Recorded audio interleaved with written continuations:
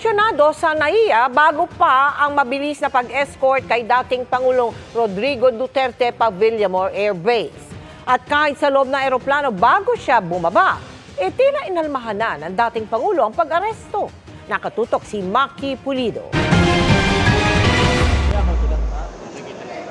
Bago pa lumapag ang eroplanong lulan si dating Pangulong Rodrigo Duterte mula Hong Kong, nagkalat na ang mga pulis at mahigpit ang seguridad sa NAIA. Dumating si PNP Chief Romel Marbil kasama si CIDG Chief Police Major General Nicolas Torre. May kasama silang kinatawan ng Interpol o International Criminal Police Organization. Bitbit nila ang warrant of arrest mula sa International Criminal Court o ICC para sa kasong crimes against humanity laban kay Duterte. Sa loob ng eroplano, may kausap na si Duterte bago bumaba.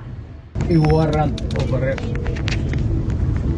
So, you will just have to kill me. Kung hindi ako papayag, kung kakampi ka dyan sa mga puti. We're just going through the process.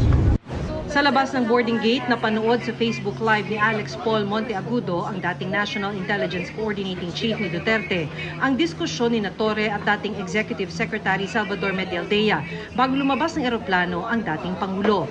Kuha ito sa tube o ang dinaraanan ng mga pasahero palabas ng eroplano patungo sa concourse ng airport.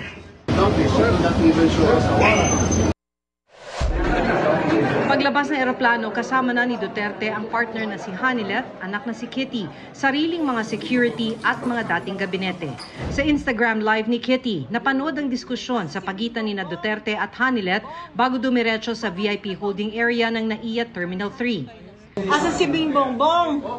Bong! Bong, halika Bong, tinan mo. Abusado kayo na sila. Dili mo hindi dapat ato agianan. Ayaw lagi. Wala lagi warrant. Mula sa airport, diniretso si Duterte sa naghihintay na coaster ng PNP sa labas ng NAIA. Sumama sa kanya si Hanilet, si Kitty, mga abogado at ang mga dating cabinet secretary niya.